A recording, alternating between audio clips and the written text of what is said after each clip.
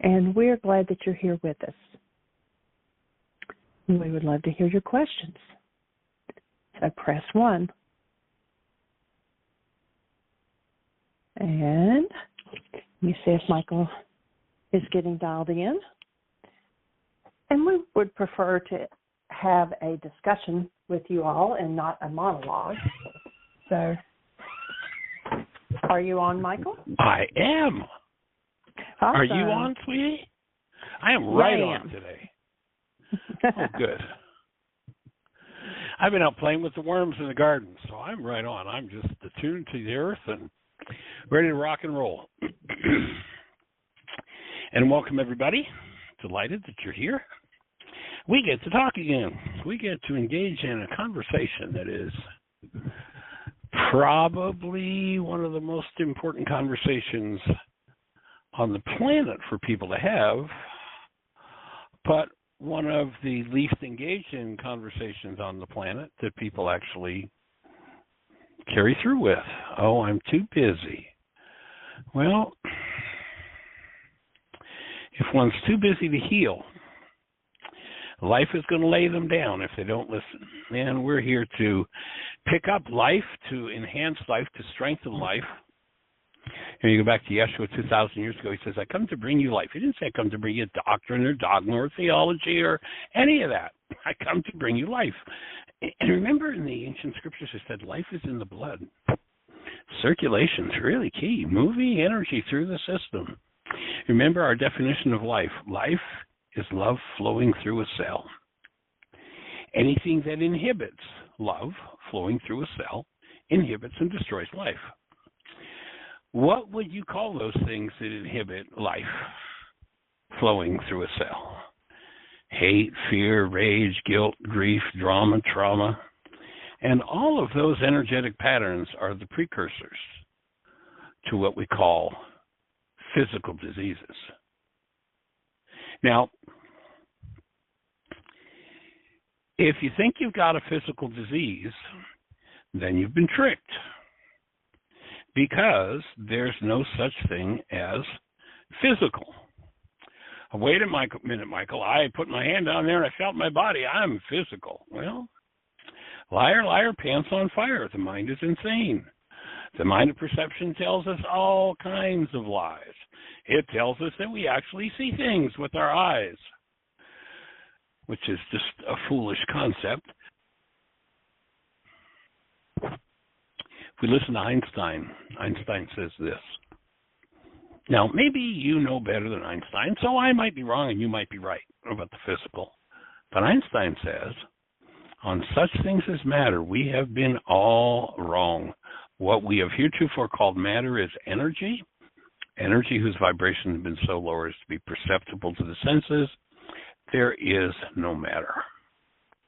Or maybe you know better than Max Planck. Here's a guy receiving the Nobel Prize in Physics, and here's what he says. As a man who has spent his entire life studying matter, I can tell you this much. There is no such thing as matter. Our world is made of succeedingly smaller patterns of vibratory fields nested one within another. Within another. What is the most profound and powerful way to nest a vibratory field within a human form? My offering is, it's your thoughts. If we go to the opening words in the book of John in the Aramaic language, it doesn't say, in the beginning was the Word and the Word became flesh. It says, in the beginning was the mind energy. And the mind energy became flesh. Focus on hate and fear and anger and rage and guilt and grief and blame, and it's all their fault, and after all, look what they made me feel, is a form of slow and actually sometimes quick suicide. It's a way to destroy oneself. So, disorders become key to understand. And the cause of health is more important than the cause of disease. If you think of your body as an integrated energy system, obviously, those things which support the energy system will bring life. Those things which do not support the energy system will bring death. There's a word in Aramaic that was used on the archery range when someone missed a target. You fired at the bullseye. Actually, not when you missed the target, but when you missed the bullseye. You fired at the bullseye, and if you missed the bullseye, the scorekeeper yelled, "Sin."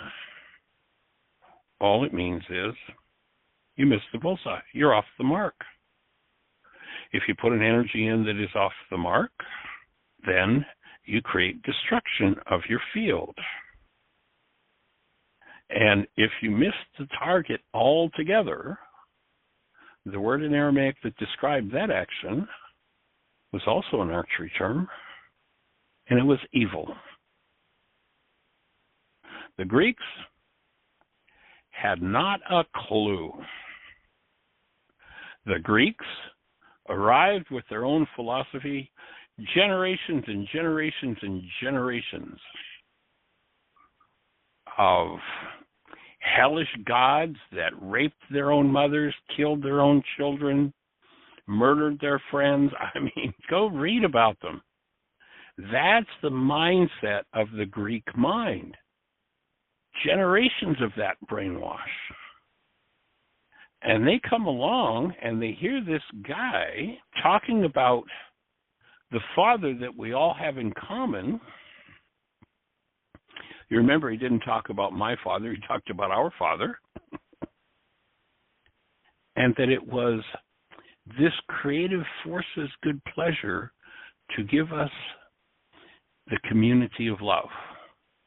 They use the word kingdom, but in Aramaic, the word kingdom of heaven, is the community of love. So it's the Creator's good pleasure to hand it to you. But if you choose to go off your own way and be off the mark, hey, have at it. Engage in the disintegrative energies. If in fact, if you hold a newborn child and you tap in to the essence of the newborn, having asked the question of tens of thousands of people, ask them to describe the newborn that they held, virtually everyone's answer is some variation on the theme of love. Why is that? Because everybody knows what human life is. It is the literal, actual presence of active love. Energy field was meant to be a reflection of and a place for love to express. What do you suppose hate and fear and rage and guilt and grief and condemnation and gossip and slander and vengeance and blame and all the stuff that's going on in the world? What do you suppose those energies are? They're called disintegrative energies. In Aramaic, sin. And you know what they'll do? If you engage in them, they'll kill you. Or actually, you'll kill yourself. Must begin. Because the average person's mind has so many generations, and the root of the word generation is genari, which means cause, so many causes of hostility or fear within it, that it's a habit for most people to engage in. And so you must remove those habits. You heard that the Catholic Church recently approved the dating of nuns. Yeah, as long as you don't get into the habit. Oh, boy. Excuse me. I couldn't help myself. I just, that link to the habit word. In any event, it's time for us to start to apply forgiveness to remove what never belonged within this energy system. And move into the habit of replacing that energy with the presence of love. Replacing that energy with the presence of our human life.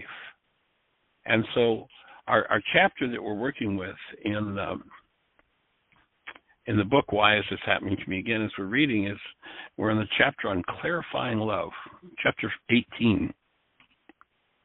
And we've been talking to Richard about some of the disintegrative energies that he's engaged in his life. And Richard reflects on the fact that he knew what life was about as a child.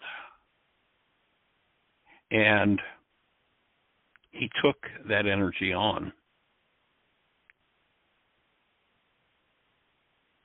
And taking that energy on, he's just admitted in our reading yesterday, he finally realized and admitted that he had become an abuser. He did all the things that he classified, when he was a child, all the things he classified as abuse, he did in his life, to himself, to the women in his life.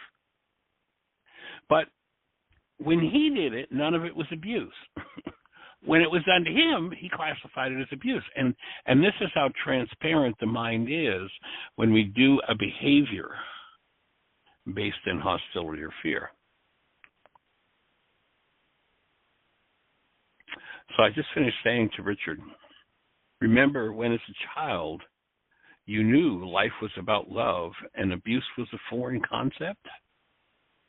I believe that abuse can be inherited, but usually it must be learned. People stuck in the mindset of the world, whether teacher, parent, politician, or minister, through denial of loving feelings and the use of abuse, help to build many distorted realities into people's minds. Distorted realities are then used to control and exploit. This is done with our cooperation, and the realities we choose to identify with direct us to live in a way other than our natural inclination, which is to be connected to love. Key thought that comes at the book at this point, we're on page 120, if you're reading along with us, comes from Mahatma Gandhi in his book, India of My Dreams, and he says this: all exploitation is based on cooperation, willing or forced, of the exploited. However much we may detest admitting it, the fact remains there would be no exploitation if people refuse to obey the exploiter.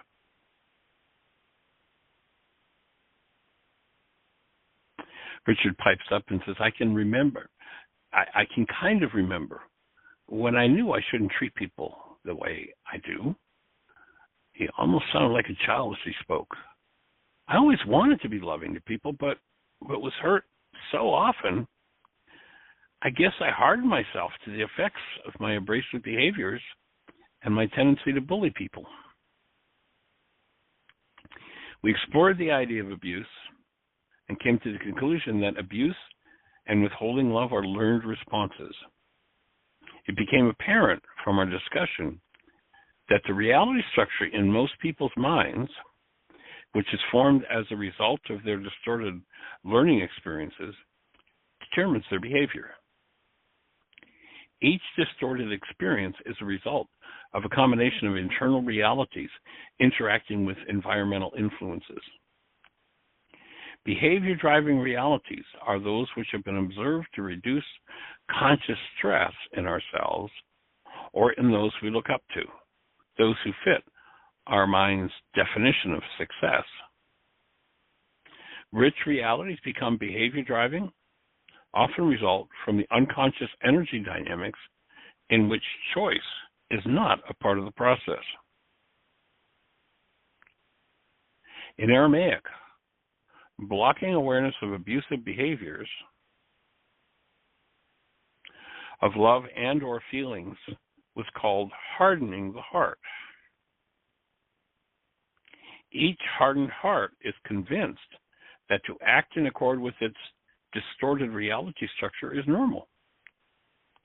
When we can't feel, we can be convinced to do all sorts of insane things to ourselves and others and think it's normal.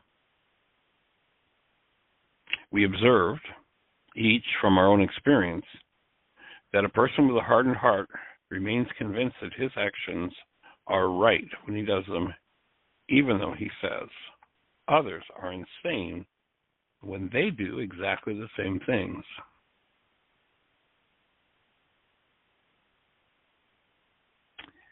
Richard reiterated his understanding of what he called that intriguing attribute of the mind, blockage of truth. A mind in denial literally hides information from itself. It does not see information contrary to what it believes. That seems to be how it works, I affirmed. If we hold an emotionally charged goal of being right, the mind hides all evidence that enables us to see the truth. The only thing available is error. Think about people who abuse but deny it. They interpret their behavior to justify it or blot out the truth of the awareness so they can continue to think of themselves as right, quote unquote. The truth of the abuse they do is invisible to them. This is a condition that can only be corrected by honoring truth. So one of the things we want to do with this conversation is step into honoring truth. Step out of the space of hostility and fear to truly move into the place where we realize that we live, move, and have our being in an energetic space of love, and that we are the offspring or the expression of that love. And so when we begin to wake up to the truth of human life, once again, it comes to a point where you realize that life is love flowing through a cell. And when you are inhibiting it, you are in destruct mode if you inhibit that presence of life, that presence of love flowing through you. And we tend to live, we've been trained in this culture to block awareness of the stresses we create and therefore never address the cause of the stress. And people become addicted to those substances and behaviors that block awareness of stress, which were habituated in early childhood for most people, rooted in situations where a child has no skills to process and deal with the situation.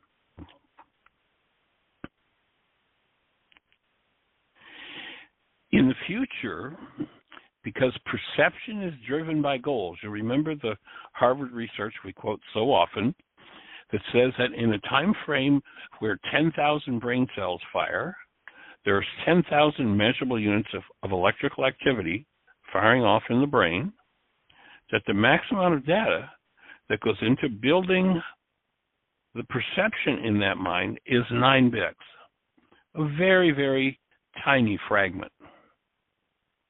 And obviously, something must determine which 9 bits of data the mind uses to build its perceptual construct.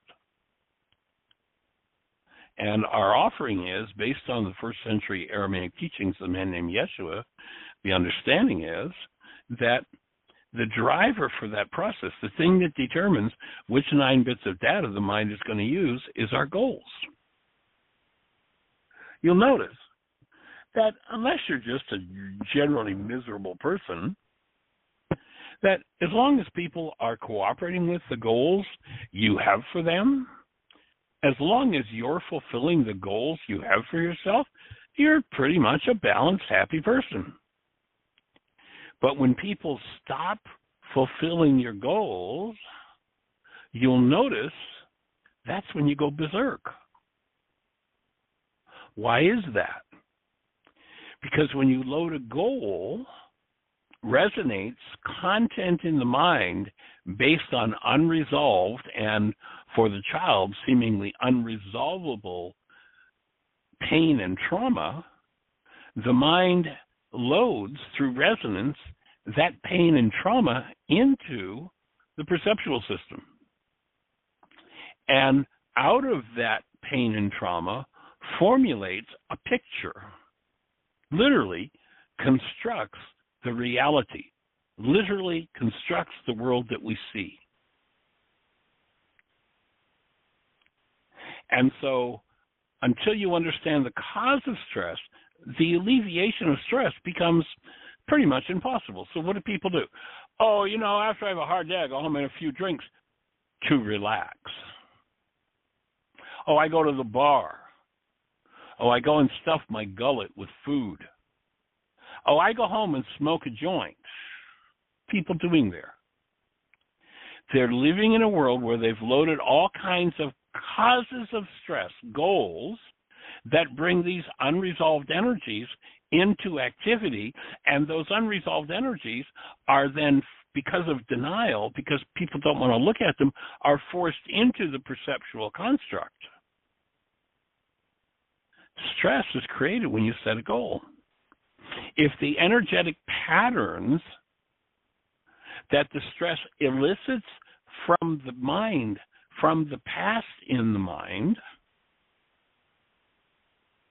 you might remember a couple thousand years ago in those ancient scriptures, they talked about the Creator talking to Satan and says to Satan, Satan, from whence come you? And Satan says, from going to and fro upon the earth, from going back and forth upon it. What is that but a statement of the past? Satan in Aramaic means the resistor, one who misleads. If your past holds unresolved energetic patterns and you load a goal in your mind that resonates those unresolved patterns, stress is created. And unless you know how to collapse the perception, all of that stress just remains in activity. And yeah, a fifth of scotch, a nice big serving of ice cream, a joint or a pill of some kind. Skills are better than pills. We are here to offer skills with which to clean up the multi-generational database called your body-mind unit and remove from it what never belonged. And what never belonged is any capacity to experience any form of hostility or fear. Now, in general, what does the world of so-called healthcare come along and do? Oh, we'll run a test and see what's wrong with you physically, and then we'll give you a pill.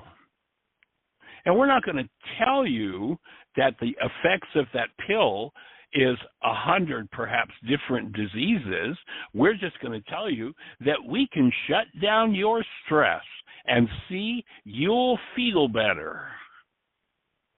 If you don't resolve the activity of the unresolved stress in your physiology is going to suffer and fall apart. Using any person, place, circumstance, substance, or activity in order to avoid looking at and dealing with your highest guidance, which is stress, which will stress you, and or those unresolved energetic dynamics. A 3-year-old didn't know that, when Dad walked out that day that he was going up to the car to get something and, the car wouldn't start and he got it towed and didn't come back. And he made up that he'd been abandoned. In the future, anytime that child, I don't care if the guy is 90, if he hasn't resolved that 3-year-old's experience, then the energetic dynamics of being abandoned will be part of the underlying perceptual construct. And then, because our whole culture teaches us to live in denial, we'll use words like, why did you abandon me? The 3-year-old's conclusion of being abandoned has resonated into activity, by the goal for someone to be there for us. And that goal, when loaded into the mind, causes that 3-year-old's pain and trauma and unresolved abandonment issues to come forward.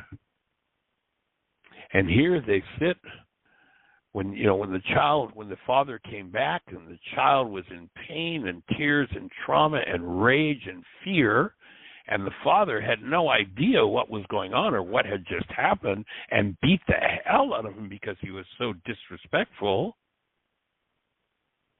The 90-year-old man wants to beat the hell out of the person in front of them because they had a goal for that person to be there for them. Perception, the construct in their mind, blocked the fact that that person was, in fact, actually 100% present. But perception would not admit, and when I say admit, I mean would not allow into awareness, into its construct, the fact that this person was there fully, totally, completely, 100%.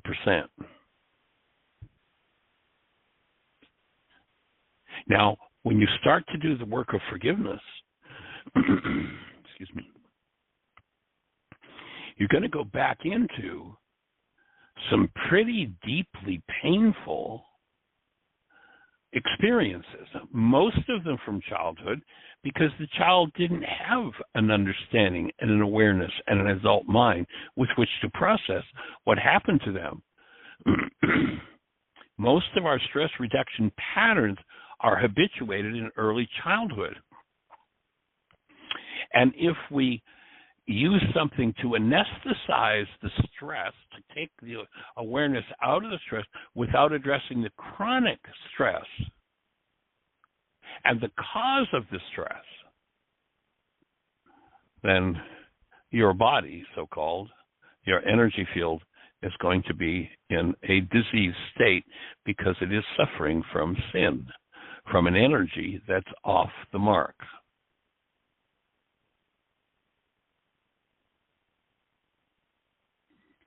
When you're aware of anything on the planet and you hold a goal about it, thing on the planet, whatever it is, isn't living up to or fulfilling your goal, you will be stressed.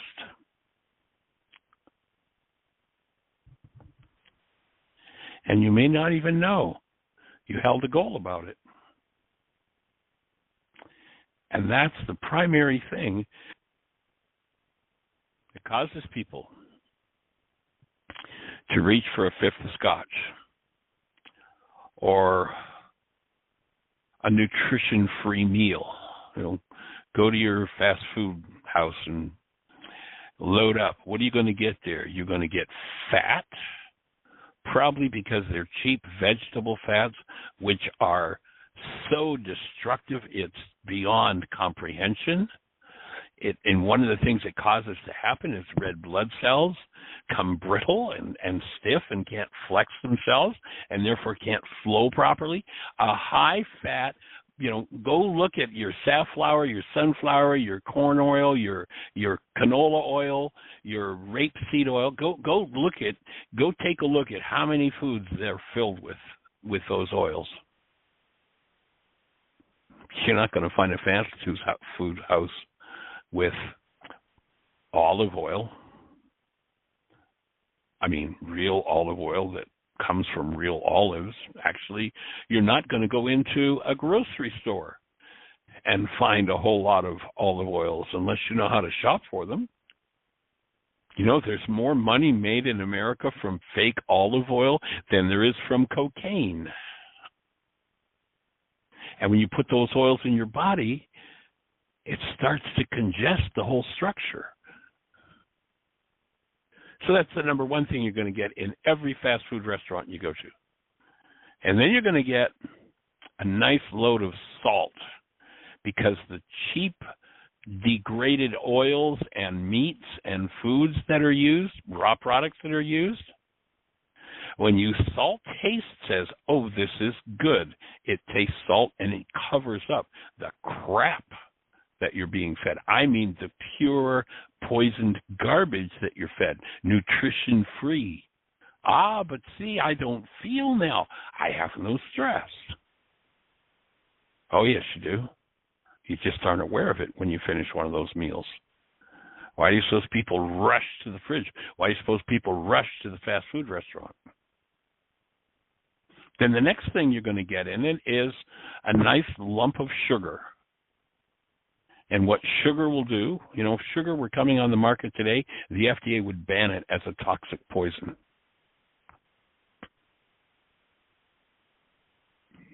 Sugar, glucose is what runs the cell. It's the energy of the cell. And we've been tricked by the so-called food industry. It's not a food industry at all. It's a poison industry into thinking that because something is sweet, it's good. It's mature. Why is that? Because there's a thing called the Brix scale, and the amount of sugar in, let's say, a bean or a potato or a piece of corn or whatever it is, the amount of sugar in any vegetable or fruit when eaten tells the body that this is ripe. Thousands and thousands of years of people reaching for something that is sweet and therefore ripe and provides nutrition. And that's basically what the sugar in a food does. It says, I'm ready to eat and I'm going to nourish you. But when you take a piece of garbage, cheap junk food that probably comes from some foreign soil that's been chemicalized and murdered,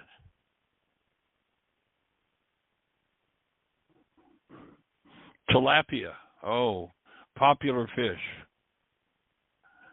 It's grown in third world countries on human feces, and most of the tilapia are born female, but they don't get big enough to eat, so they salt them with hormones, and the females turn into males, and now they get big enough to eat. And they are such a mess that the last days of their development, they put them in clean water so that the garbage, the literal garbage that's in them is flushed out of them, and they send them to market as food. Oh, eat that stuff. You won't feel. You'll be able to say, I have no stress. Things are cool with me.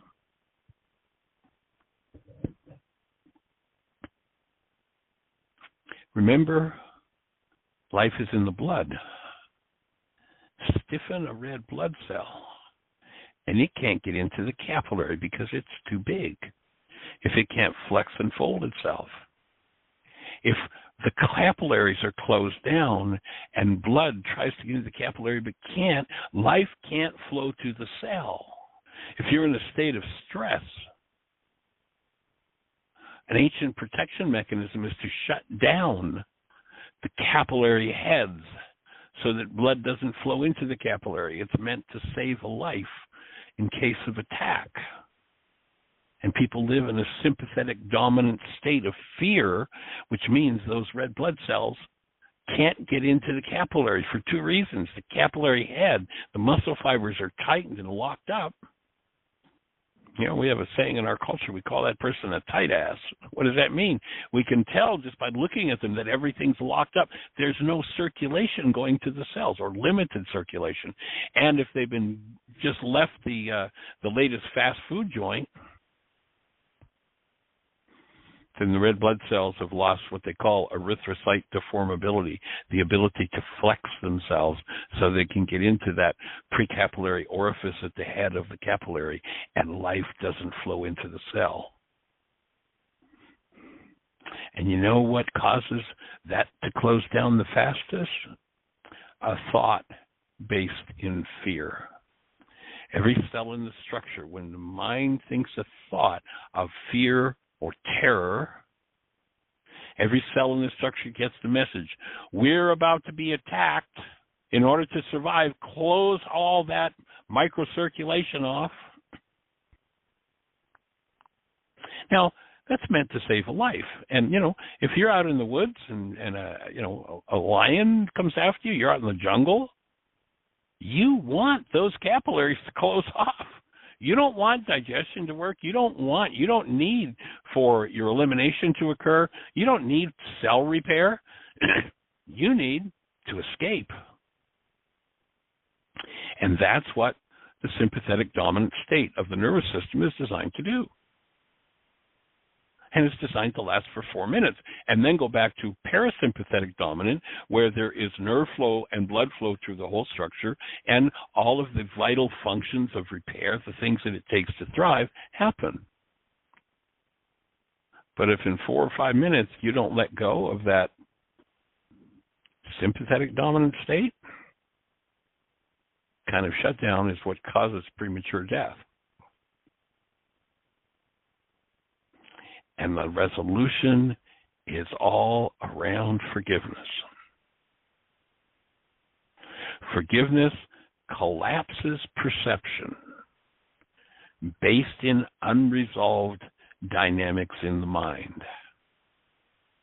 Unresolved dynamics in the mind lead to the closure of the head of the capillary and lead to people wanting to drug themselves with things like alcohol and drugs and junk food and junk oils and sugar and salt. If you go to a Chinese restaurant, they'll say, what kind of sugar, salt, and oil do you want today? If you go to a Japanese restaurant, they'll say, what kind of sugar, salt, and oil do you want? What flavor do you want? You go to a chicken place, well, you're going to get chicken, sugar, salt, and oil. If you go to a fish place, you're going to get fish, sugar, salt, and oil. If you're not eating actual food, then you can't feel and you can't stay alive long term.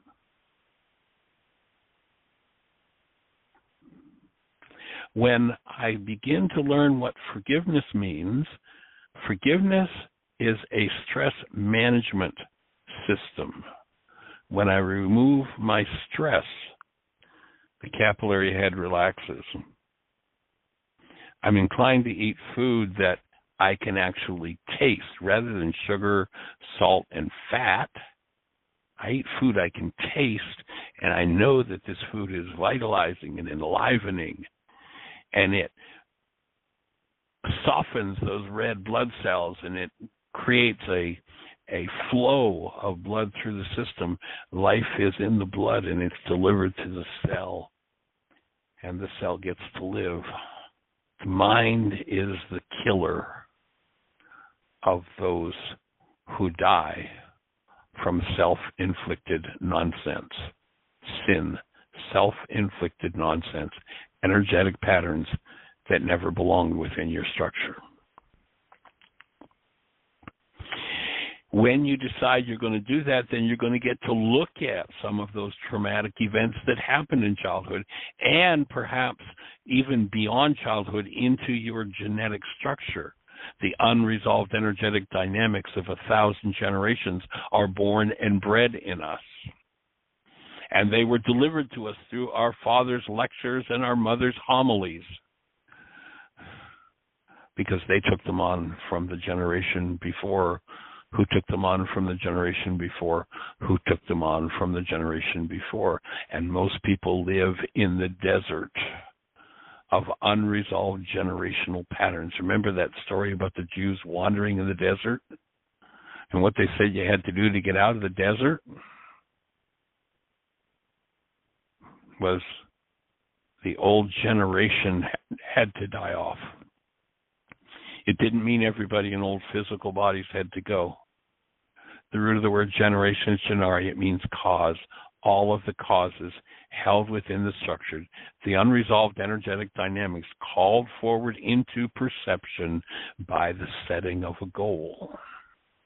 The canceling of the goal that arouses that stress opens a space for you to process that stress, alleviate the capillary head of the stressed thought, and the physical shutdown opens the flow, and life happens.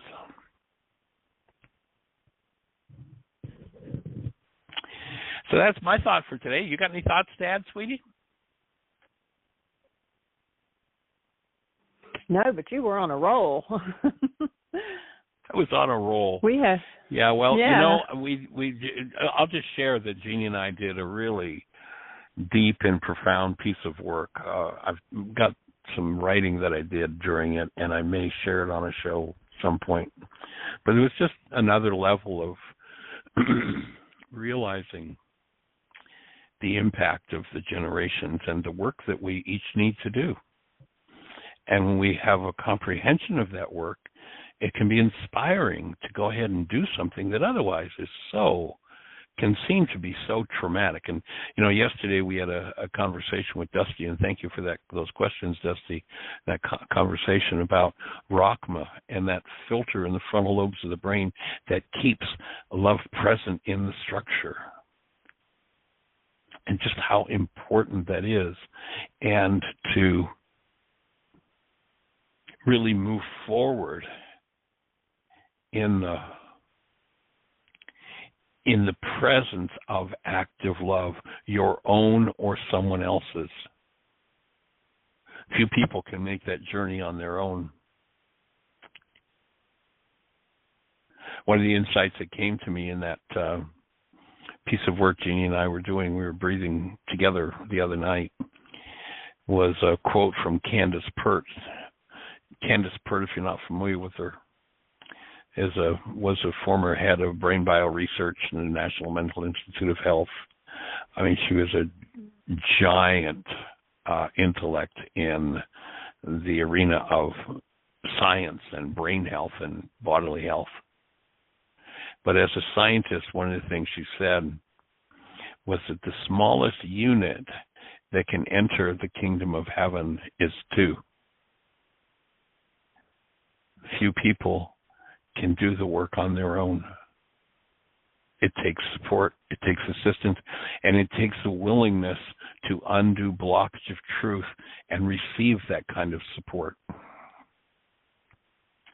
One of the things that the still point breathing process does, and why these insights tend to come from that work, is that the still point breathing process tends to drain off the dissociated, stressed energies that of the perceptual construct that somebody's working through. And so breathing is a huge, huge part of the process. So yeah, that work we did the other night, sweetie, has been really powerful and inspiring for me. Yeah. And anybody who is interested in the breath work, I'm putting a link to it in the notes for today, but you can go to the website and scroll down to events. We have a monthly online membership. We're going to be doing breathing, and the first one is not this coming Saturday, but the next Saturday, October the 9th. Yeah, we're doing a Mind Shifters and Still Point Breathing workshop the second Saturday of every month, and then the Wednesday following that Saturday, we'll be doing a 2-hour session in the evening. So we'll do 10 till 5 o'clock, I believe it is, Eastern Time on Saturday, Mind Shifters and Still Point Breathing. Any level, there are 3 different levels of participation. Any level of participation includes 2 videos that we're going to ask people to utilize in advance of the breath workshop to acquaint themselves with the Mind Shifters tool and to use the Mind Shifters tool to lead into the workshop rather than taking time.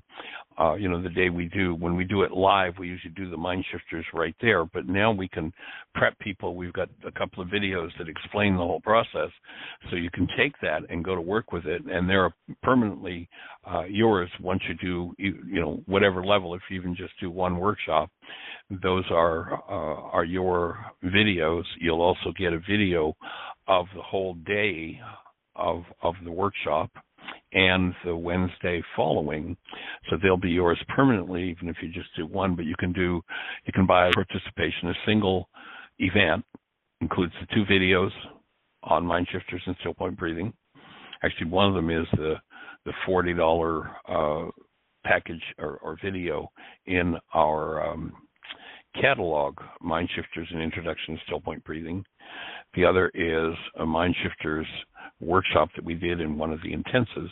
So you've got a really complete picture of how the mind shifter works. And then there's the workshop 5 or 8, 10 in the morning till 5 in the evening. And that will be videoed. You'll have that video permanently, and the 2-hour Wednesday evening. So you can do just one of those, and it's $150. You can do a package of 3, and instead of being $450, it's $300. It's discounted. Or you can do a package of 12, and instead of being $1,200, or pardon me, $1,800, it's $900. So it's half of what the single participation price is. So if you want to join us, drop us a note. We'd love to have you. And that'll be happening the second Saturday of every month from here on out, online on Zoom. So you can do it from the comfort of your own home.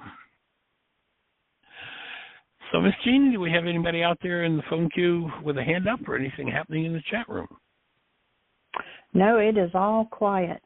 And I will add to what Michael just said, pre-registration is required, one, so that we can send you those videos and you have time to watch it ahead of time, but also to be able to do the mind shifter. Right. And then also to be able to send you the information for logging in. Right. And how we need you to have your camera set up and things like that. Yeah, we'll send you the videos in advance, so you'll actually you'll study the mind shifter process, understand how it's done, and work with at least one mind shifter prior to the workshop on the 9th. And then, let's see, it's the 9th and the 13th or 14th of Wednesday evening will be 7 till 9 o'clock in the evening. The 13th. So I'm looking forward to that. 13th, yeah. So we've got about 12 minutes, 11 minutes. Time for a good conversation. And I can only imagine with what I've just said, somebody's got to have some thoughts. I mean, if I walked down off a stage after just having presented what I just said, I would be flocked with every person in the audience coming over saying, well, Michael, what about? So where are you? Put your hand up. Let's have a conversation about it. This is not meant to be a monologue. I know the monologue, it went a little long today. And so what does it resonate for you? Is there anything that isn't clear about it? Is there anything we can make more sense of it with for you? And if you're on one of those stations where we can't see you, our call-in number is 563-999-3581. Go ahead, sweetie. I was just going to say, and I think that I just lost all the notes that I just took.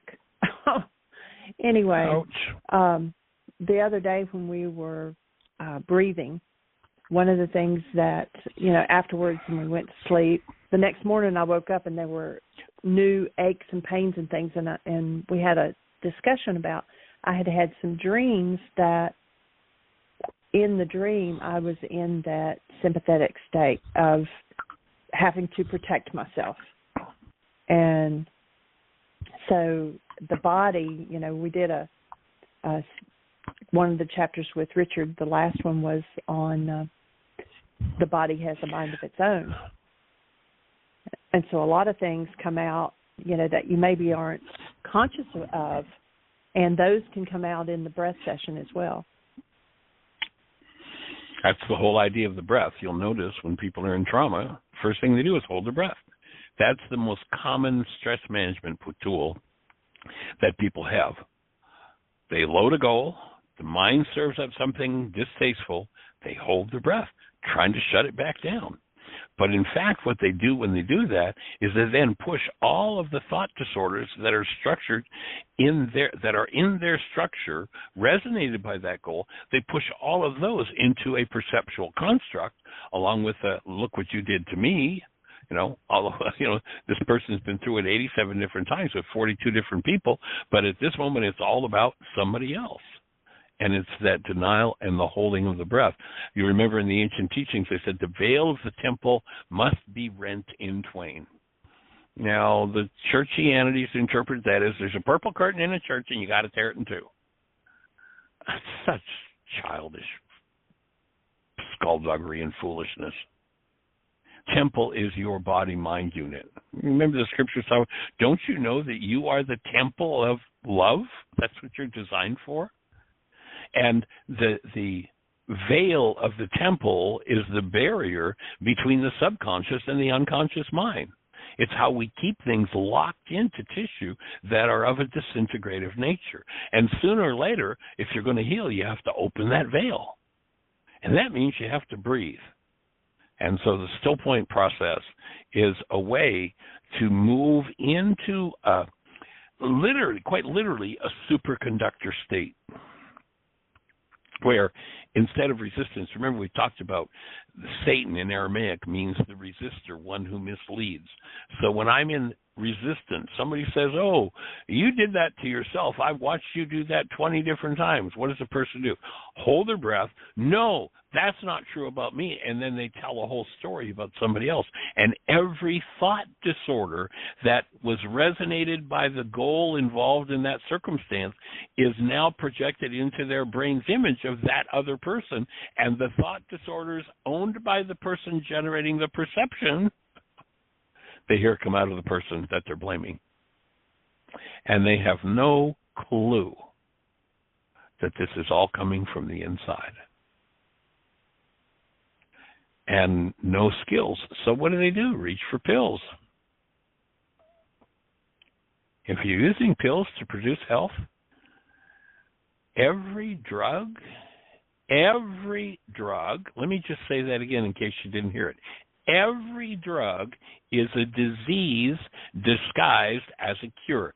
That's why there's an insert in the package with a whole list of diseases on it that this drug causes. Now, you can say, oh, Michael, go into the pharmacy and open every one of those boxes and look at the piece of paper in it. Look on the side of the box, and you'll see a list of diseases. Every drug causes diseases. Now, it may suppress or shut down a certain set of symptoms. So somebody says, yeah, but I feel better when I take it. Yeah, but what's the long-term effect of the diseases that are caused when you take it? Skills are 4 times more than knowing anything about disease. We don't need to know the first thing about disease. But we do need to know the cause of health and engage in it. And I'll tell you what, a meal at the fast food store that gives you a particular, flavor of sugar, salt, and destructive oils is not the way to nourish your life, is not the place that love flows from.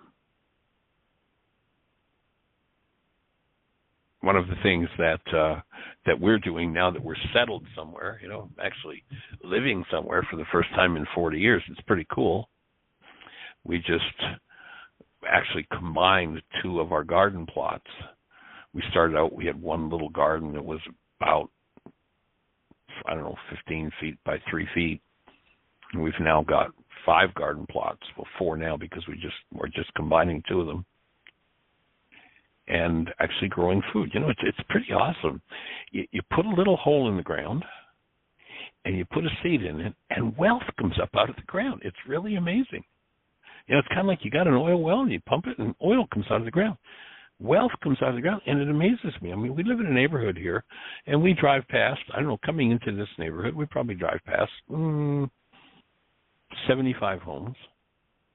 I don't see one home growing one mouthful of food in all these homes.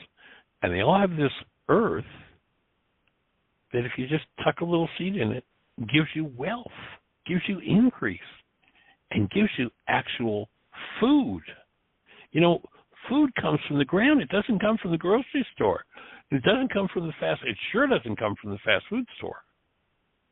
It's amazing. We live in a culture where if you go in to order food, generally speaking, the first thing you need to do is say, Is there any nutrition in your food? Or could I have food with actual nutrition? Oh, well, no, our pizza crust is white flour. No, there's no nutrition in that. Oh, our sandwich is made with white bread. Oh, there's no.